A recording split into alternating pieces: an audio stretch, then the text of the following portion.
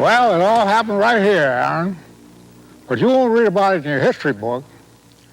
Not many Americans even know about it for that reason, and those that do don't like to talk about it much. They figure it's best forgot. How come?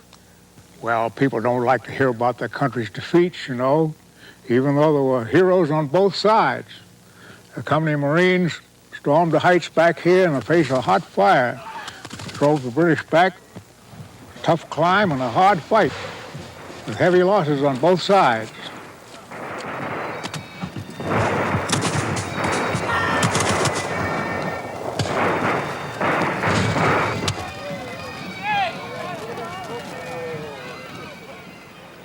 Actually, the story starts long before the Penobscot Expedition of 1779. Back in 1630, Castine, Maine was known as the Majabigwadoo settlement. The Plymouth Company built a small fortified trading post to handle its growing fur business in the Northeast. The community was soon after taken over by the French and then recaptured by the British. Finally, in 1674, even the Dutch held an outpost for a while. After being abandoned by the British in 1744, the peninsula was uninhabited until 1760, when disgruntled colonials fled their British rulers in New England. Castine was then known as the Bagadoo settlement. It was around this time that the British became interested in Penobscot Bay and the Bagadoos Peninsula as a strategic point to build a fort, which would secure the new province they wanted to call New Ireland. For this project, the British assigned ships and men from the 74th Argyll Highlanders and the 82nd Hamilton Regiment from their garrison in Halifax, Nova Scotia. It's said that the men were green to battle but well-disciplined. Leading the expedition was General Francis Maclean, the new British commander of Halifax. Maclean depended heavily on a naval officer, Captain Henry Mowat, for knowledge of the Maine coast. By May 16th, 1779, the ships and men were ready to make sail for Bagadoos. And at the end of the month, a frigate, the Blonde, the brig Hope, 3 sloops of war, and 4 or 5 transports sailed with 640 troops on board. The staple food on board was hardtack, and although the trip lasted less than 2 weeks, the men were glad to reach Bagadoos and the first chance at fresh food. It was June 12th. After a few days of reconnaissance and after the British officers were convinced that the inhabitants would put up no resistance, General Maclean took over the peninsula without a fight on June 17th. And they landed right along here with their cannon and stores of supplies and dragged them up through the town here, right through what's downtown Castine now. People who lived here didn't have much choice to go along with them. Some of them were Tories anyway, you know, loyal to King George. And they helped them clear the land and build their fort up there on top of the hill. They called it Fort George, after King George III, who was king 200 years ago, you know. They began digging trenches and erecting these parapets. Weren't near as high as they are now because they didn't have time. They say a man could jump over them carrying a musket in his hand. While this was going on, word had reached the General Court of Massachusetts in Boston that the British had taken Bagadoos. The court ordered a fleet of 45 ships, 22 armed and 23 transports, to make for Bagadoos. Some 2,000 ill-equipped and poorly trained soldiers and volunteers were to be placed under the overall command of Commodore Dudley Saltonstall of New Haven. General Solomon Lovell of Weymouth was in command of the land forces. Second in command was General Peleg Wadsworth, grandfather of poet Henry Wadsworth Longfellow. Lieutenant Colonel Paul Revere was given command of 100 artillerymen and the cannons that they would use. On July 19th, the fleet weighed anchor for Townsend, now known as Boothbay Harbor, where it was to pick up 1,200 men. However, when the ships arrived, General Lovell found far less than that number and ordered military guards to round up the missing men, some of whom were brought in at gunpoint. Still, nearly a third of the men were never found. and many of those who were brought in were said to be old men, young boys, and even invalids. The American fleet finally made for Penobscot Bay on July 24th. They reached Bagaduce the following day. Right off there, right outside Castine Harbor, that the American fleet anchored on July 25th.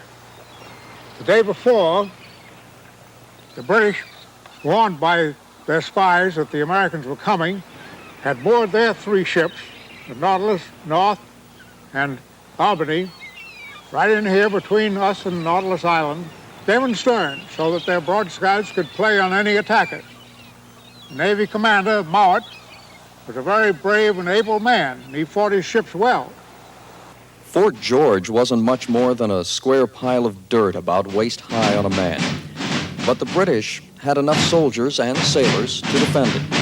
The Americans attempted to land a force on Dice's Head, but because of strong winds, the landing boats couldn't return for reinforcements, and the charge was called off. Finally, on July 28th, the Americans landed along the western shores of the peninsula, assisted by a party of Marines. Despite very steep cliffs, some 200 feet high, the Americans battled their way up and sent the British into retreat.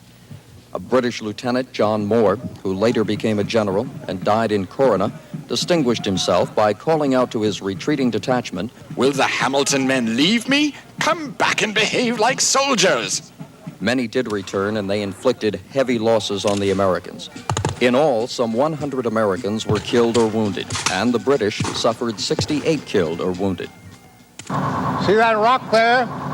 That's called Trask's Rock, named after an American rifle boy who sheltered behind it, tied with Lower then, playing his fife to encourage the Americans during their attack. They say he never missed a note. After the Americans landed, they chased the British back to Fort George and attacked the fort with musketry and cannon from all sides. Their plan was to take the fort while their ships nullified the British ships in the harbor, but that never happened. Why not? Were the Americans' boats sunk by the British? No, but the British had to withdraw their ships up into the harbor when the Americans took Nautilus Island and placed cannon on it. But they were still there. Commodore Saltonstall was said to have been out of his league in this campaign. Instead of attacking the British line of defense in the harbor with his far superior numbers, Saltonstall worried over potential losses to his fleet, which was, in large part, made up of privateers. Saltonstall was quoted as saying, "I will not take my ship into that damned hole." He and the privateer owners voted repeatedly against a naval attack. And since an attack could only take place after a unanimous vote or at the order of the overall commander, nothing was done. While the Americans were debating their next move, intelligence reached the British command in New York that Bagaduce was under siege by the Americans. Sir George Collier decided to take on the Americans with 7 men of war: the Raisonnable, the Blonde, the Greyhound, the Virginia, the Camilla, the Galatia, and the Otter. Meanwhile, at Bagaduce, General Lovell and his officers tried for 15 days to move Saltonstall to act, either by loaning them his Marines to ensure the success of a land action, or by taking on the British fleet in the harbor. Finally, on August 13th, Saltonstall agreed to attack Captain Henry Mowat's British ships, the plan being to take or destroy them while Lovell's forces made a final attack on Fort George. Once the ships had been taken, American Marines could then join their land forces in the attack on the fort. By the time Saltonstall made up his mind to attack, he got the word that the relieving British ships, 5 of them, big ships, were coming up Penobscot Bay, and he called it off. He ordered the men out from their positions around Fort George and other places on the peninsula to hurry back aboard their ships. That was Friday, August 13th. There was considerable confusion at this point, as the American ships picked up their men and arms and waited for orders. Commodore Saltonstall apparently had his fleet form a line across Penobscot Bay, as if he intended to engage the 5 British attackers. The British ships headed straight into the line, which quickly crumbled and fell apart. The American fleet tried to outdistance the much smaller British fleet by sailing up the Penobscot River away from trouble. The Americans wanted to regroup, plan an attack, and then escape the British. But due to calm seas and a fast ebb tide, the fleet got badly strung out up the river. And one after another, each ship's captain decided to abandon, sink, or blow up his ship rather than hand it over to the British. Did the Americans run because they were scared? Well, they ran at first because they thought they could get reorganized up the river. But you could say they were scared. They were mostly privateersmen. They weren't used to this kind of fighting. There didn't seem to be anyone in command anymore, and they figured it was best to save themselves rather than wait up the river somewhere, not knowing if Saltonstall or Lovell or other commanders would ever show up. You see, for the past several weeks, the various commanders and ship captains had been arguing among themselves about just what they were to do, and nobody could agree. And by that time, nobody had any confidence anymore, and nobody knew who was in command exactly. The rout was so complete that not one American ship was able to escape Penobscot Bay. Instead, the ships were grounded on the west side of the Penobscot River for the most part, and the Americans made their way back home through the forest. It was said that this was the worst naval defeat of the Revolutionary War, and for that matter, of any armed American campaign up until Pearl Harbor. Ships lay abandoned and ruined in a trail all the way up the river to Bangor. The Penobscot River became a graveyard of Revolutionary warships. A committee of the General Assembly in Boston was assigned the task of determining why the Penobscot Expedition failed. And they came up with the following. What appears to be the principal reason of the failure? Want of proper spirit and energy on the part of the Commodore. What, in the opinion of this committee, was the occasion of the total destruction of our fleet? Principally, the Commodore's not exerting himself at all at the time of the retreat in opposing the enemy's foremost ships in pursuit. In fact, Saltonstall had passed his unarmed transports on his upstream retreat, leaving them at the mercy of the pursuing British. He could have ordered his forces to take a stand and allow the transports and most of the other armed vessels to retreat and regroup up the river. But his apparent concern for his own ship led to the downfall of all.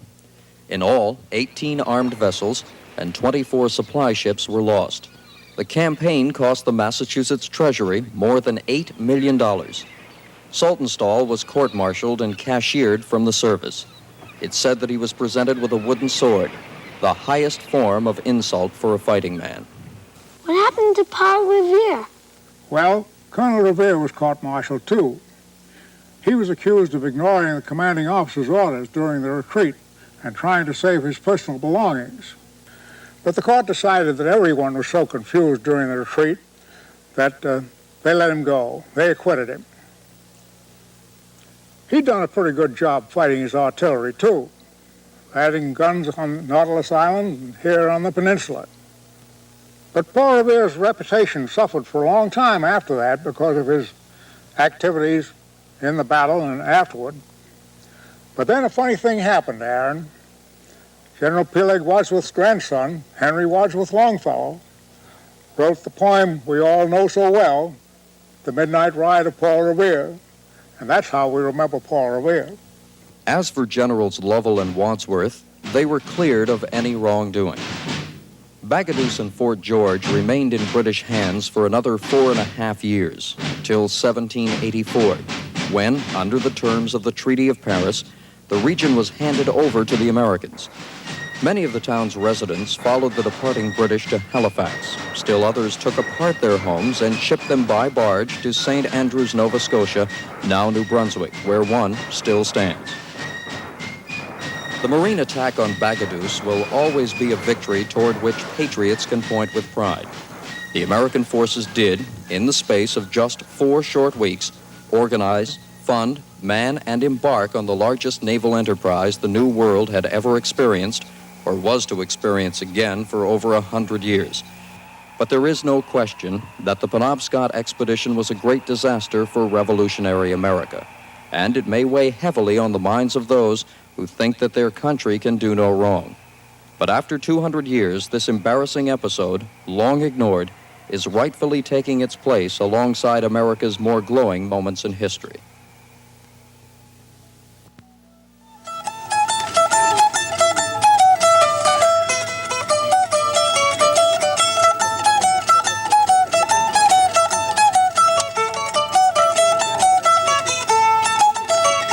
The reenactment of the Penobscot Expedition is a story all on its own. Imagine, if you will, the logistics of gathering together hundreds of Revolutionary War buffs and their families in at least 4 different locations over 4 different weekends during the summer of 1979.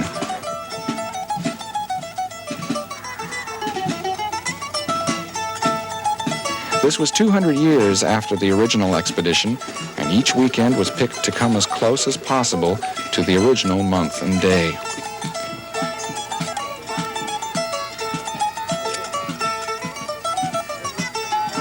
June 16th, there was the muster at Searsport for the British forces who were going to take Castine.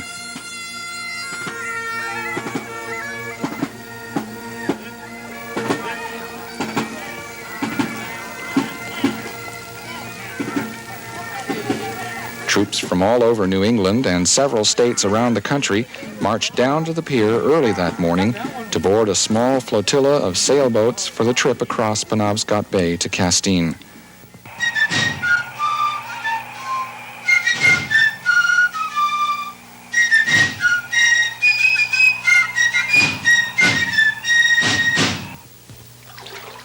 On reaching the other side of the bay, they formed ranks on the Castine dock beside the Maine Maritime Academy's training ship, the Maine, and then they paraded up through town, as did the original invaders.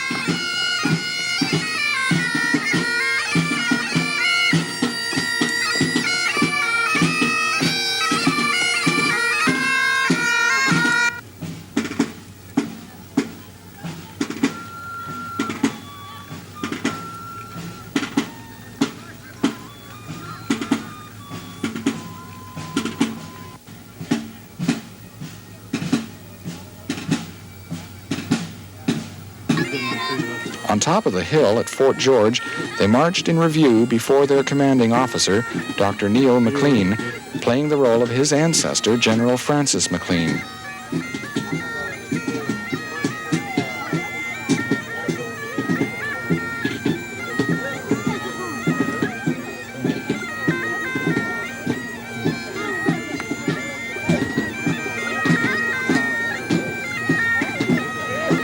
Later, after one of the confrontations with the American forces, McLean talked about the people who painstakingly design and put together their own costumes and weapons and then drive hundreds of miles for a few hours in the past.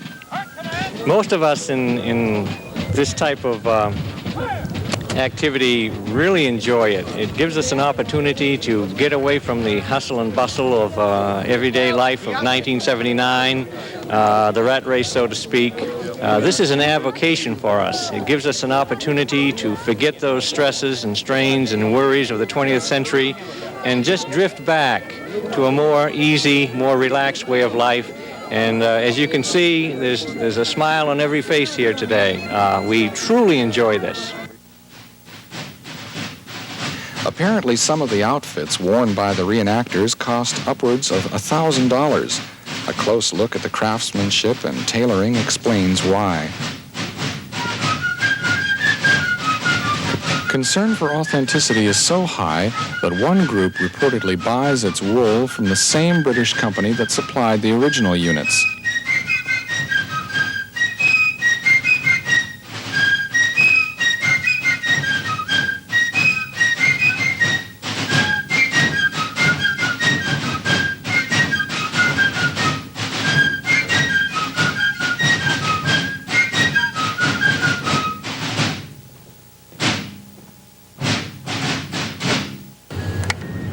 The second phase of the Penobscot Expedition was the gathering of American forces at Boothbay Harbor, known as Townsend 200 years ago.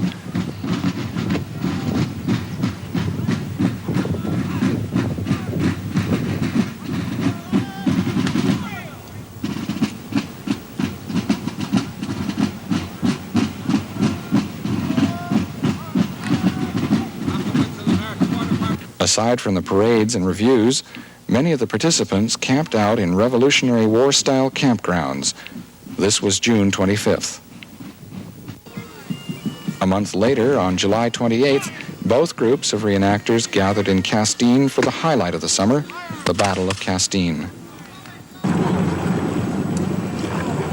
American forces sailed and rowed from Castine Harbor around the peninsula to Wadsworth Cove, where they landed and were met by their British adversaries. The original landing took place on Dice's Head, a cliff face, but reenactors decided that authenticity could be carried too far sometimes, so the beach was chosen instead.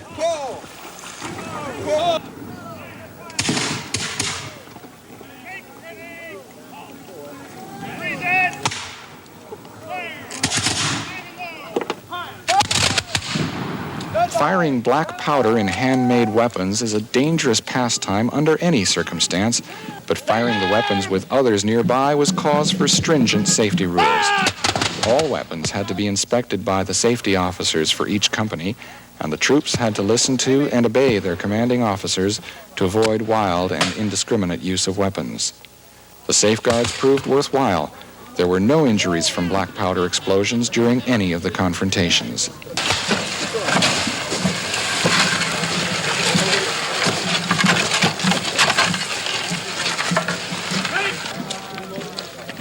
From the beach, the troops marched up to Fort George and the main attack and defense of the fort from positions originally taken 200 years before.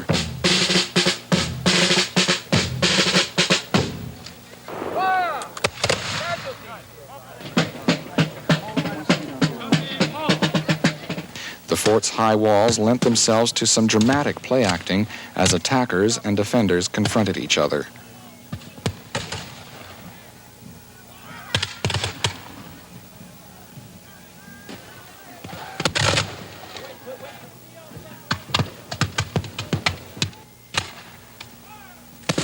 At first glance, it looked like the reenactment was an event planned and carried out by males for males. But many women took part in the planning and role-playing, too. History doesn't show that women were among the attackers, but some women designed and made their own period costumes to play the part of Castine residents who alternately helped the British and Americans, depending on which side controlled their homes at the time.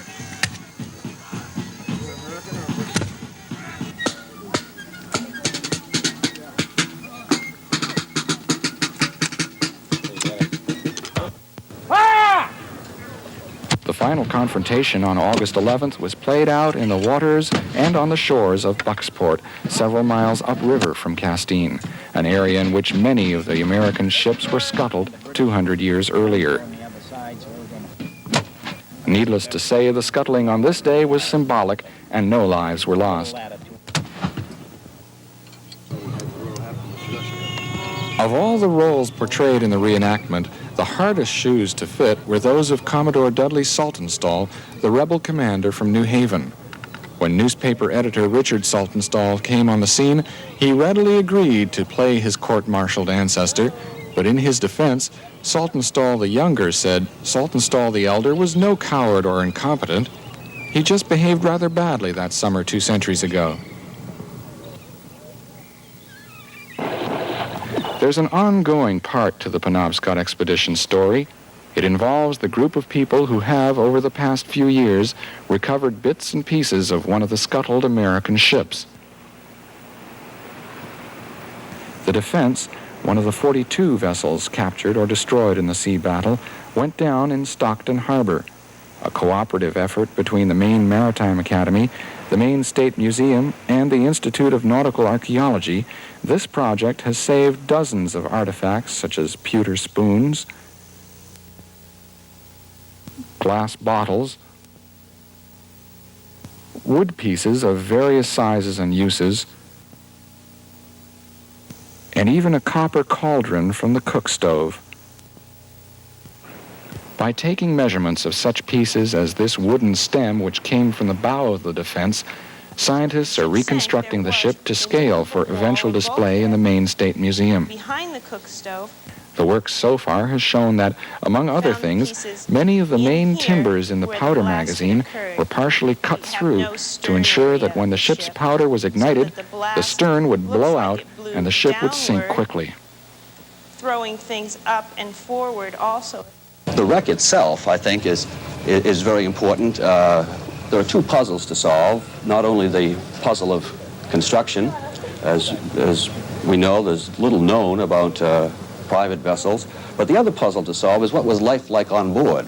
And what we're trying to do also is to understand, I guess, a little bit of the underside of American history at sea, to know what seamen ate, how they ate, what they ate out of, where they lived, where they birthed. The work being done on the defense is very much like the reenactment of the Penobscot Expedition in some ways.